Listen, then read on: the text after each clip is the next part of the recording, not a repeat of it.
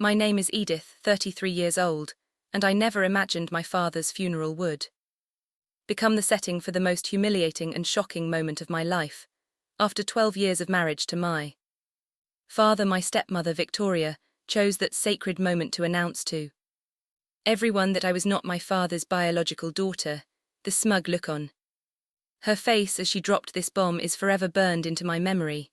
But what happened next when our family lawyer cleared his throat changed everything. If you are watching this video, please let me know where you are watching from in the comments. Hit that like and subscribe button and stay tuned for how a single envelope turned my nightmare into Victoria's worst day ever. To understand how everything unraveled at the funeral, I need to take you back to the beginning. My childhood was mostly beautiful despite losing my mother to breast cancer when I was just 10 years old. My father, Thomas Sullivan, was my rock through that devastating time. He was an architectural engineer who somehow managed to balance his demanding career with being the most attentive single parent a child could ask for. Dad rearranged his entire work schedule to be there for me. He would drop me off at school every morning and either pick me up himself or arrange for my Aunt Martha, his sister, to watch me until he could leave work. He never missed a parent-teacher conference, dance recital or science fair. Those first years without Mom were hard, but Dad made sure I always felt loved and secure. Eddie, he would say, using the nickname only he was allowed to use, "You have your mother's eyes and her spirit. She would be so proud of the young lady you are becoming." Those words were like a warm blanket on cold nights when I missed Mom the most. As I moved through my teen years, our bond only strengthened. Dad took me on weekend trips to national parks where I discovered my passion for wildlife photography. He bought me my first real camera for my 16th birthday, a Canon that I treasured for years. Those trips together, hiking through forests and mountains, gave me a love for nature that eventually became my career. I went to college just 3 hours away from home so I could visit regularly. Every other weekend I would drive home and Dad would have my favorite meal ready. We would sit at the kitchen table catching up on everything from my classes to his latest building project. He came to all my photography exhibitions at school, standing proudly beside me as I explained my work to visitors. After graduating with a degree in photography and environmental studies, I began building my career as a wildlife photographer. Dad supported me through the early uncertain years, both emotionally and sometimes financially, when I needed it. He believed in my talent before anyone else did. Then when I was 21 and Dad was 48, Victoria entered our lives.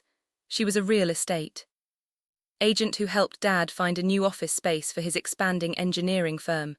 She was 41 at the time, blonde, polished, and carried herself with the confidence of someone who was used to getting what she wanted. I remember the first time Dad introduced us. It was at a casual dinner at our favorite local restaurant. Victoria was all smiles and warmth, asking thoughtful questions about my photography and seeming genuinely interested in getting to know me. "Your father talks about you all the time," she said, touching my hand across the table. "I feel like I already know you, Edith. Those wildlife photos in his office are breathtaking." Dad was beaming at us getting along, and I was happy to see him looking so alive. It had been just the two of us for so long, and he deserved companionship. Victoria seemed perfect on paper. She was successful in her own right. Dad's love for architecture, and most importantly, she made him laugh in a way I hadn't heard since before Mom died. What started as business meetings quickly turned into dates, and within months Victoria was a regular presence in our home. She brought along her 15-year-old son, Jake, from a previous marriage. Jake was quiet and somewhat standoffish, but I attributed that to teenage awkwardness and the natural adjustment to new family dynamics. Victoria and Dad had a whirlwind romance. Within 8 months of meeting, they were married in a lavish ceremony that Victoria largely planned. It was far more extravagant than anything Dad would have chosen for himself, but he went along with it, clearly beside with his new bride. "Your father deserves the best," Victoria told me when I questioned the expensive venue. "He worked so hard, let me spoil him a little." It was hard to argue with that sentiment. even if something about the rapid pace of their relationship left me uneasy. After the wedding, subtle changes began to appear in our family dynamic. Dad, who had always called me at least twice a week, became less reliable with our phone dates. When I would ask about it, he would apologize profusely, explaining that Victoria had planned a dinner with her friends, or that they were looking at investment properties together.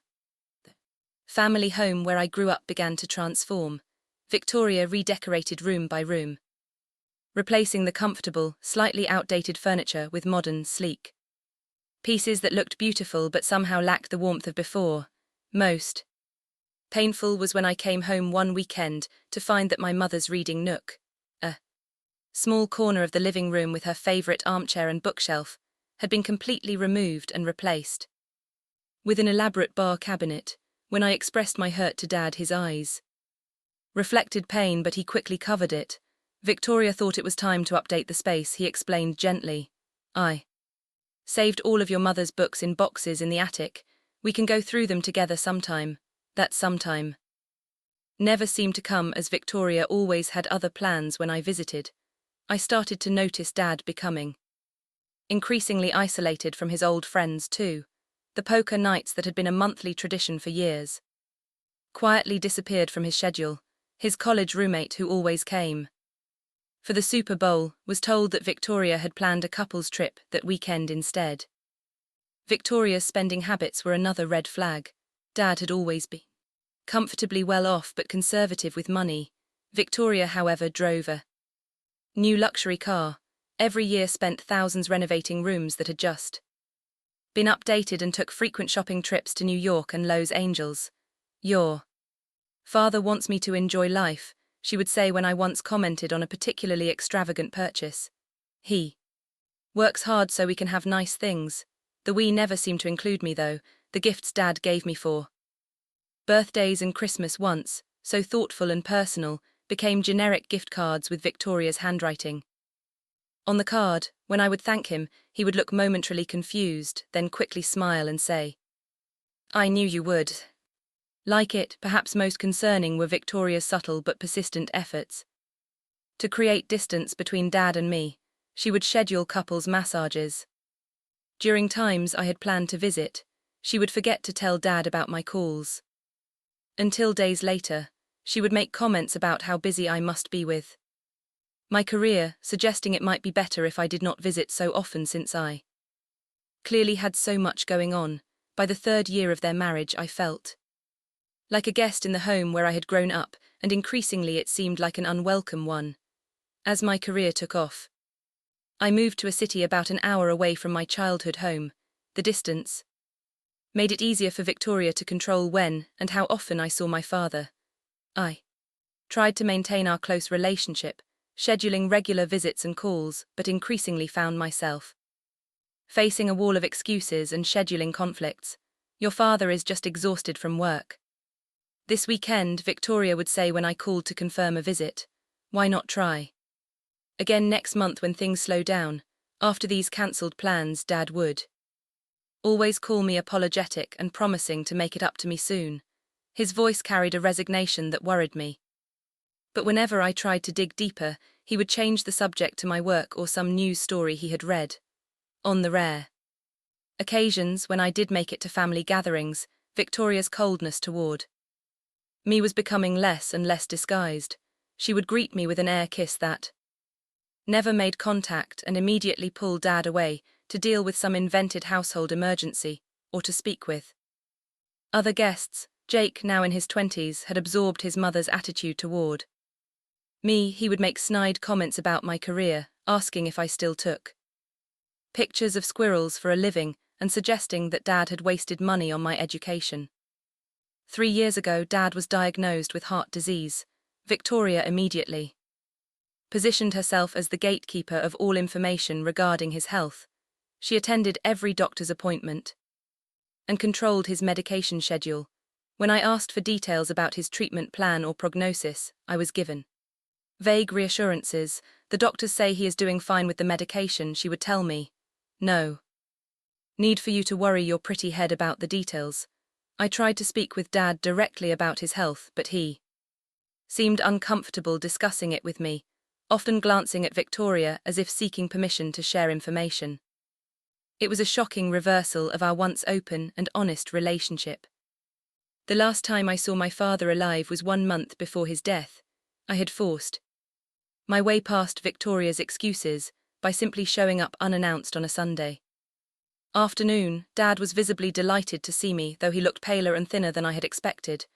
We sat in the garden, Dad's favourite place, while Victoria hovered nearby, pretending to prune roses but clearly eavesdropping on our conversation. Dad kept looking at me with an intensity that suggested he wanted to say something important, but whenever he would start to speak about anything serious, Victoria would interrupt with offers of drinks or comments about the weather. At one point, Dad reached for my hand and squeezed it tightly. "Eddie," he said quietly, using my childhood nickname. "There are things I need to tell you about." Before he could finish, Victoria was there, announcing that it was time for Dad's medication and that he needed to rest. She practically shooed me out of the house, assuring me that she would have Dad call me later that week. That call never came. Instead, 3 weeks later, I received a call from Victoria, informing me that my father had suffered a massive heart attack and passed away in his sleep. Her voice was flat, almost businesslike, as she relayed the news. That shattered my world. "I have already made the funeral arrangements," she added before I could even process what she was saying. "The service will be this Saturday at Evergreen Funeral Home. I will text you the details." I was stunned by both the news and her coldness. When I asked why I hadn't been consulted about the arrangements for my own father's funeral, Victoria sighed as if I was being difficult. "Edith, I was his wife. These decisions fall to me now. I know what Thomas would have wanted." The funeral Victoria arranged was lavish and impersonal, nothing like what my father would have chosen for himself. The casket was the most expensive option, the floral arrangements extravagant, and the service scheduled at the most prestigious funeral home in the area, rather than the small chapel where we had held my mother's intimate service years before. When I arrived at the funeral home, I felt like a stranger at my own father's funeral. Victoria and Jake stood at the entrance accepting condolences from guests. Victoria wore a designer black dress that seemed more appropriate for a cocktail party than a funeral, complete with diamond earrings I had never seen before. Her greeting to me was cold. "Edith, good of you to come," she said, as if I were a distant acquaintance rather than the daughter of the man we were burying. Jake simply nodded in my direction, not bothering to mask his disinterest in my presence. Thankfully, my best friend Sophia had come with me for moral support. She squeezed my hand as we moved past Victoria into the main hall. "That woman should get an Oscar for worst stepmother in a leading role," Sophia whispered, trying to lighten my mood. The funeral home was filled with people, but I recognized few of them. Many appeared to be Victoria's friends and business associates, people who had barely known my father. They clustered in groups, speaking in hushed tones that sometimes rose enough for me to catch mentions of the estate and property values.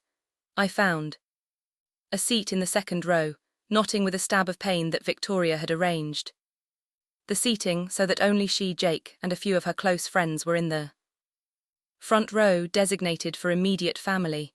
Just before the service began, Aunt Martha found me. She was Dad's only sibling and had always been warm and supportive to me after Mom died. She looked as out of place as I felt her simple black dress, a stark contrast to Victoria's showy attire. "Edith, honey," she whispered, hugging me tightly. "Something does not feel right about all this.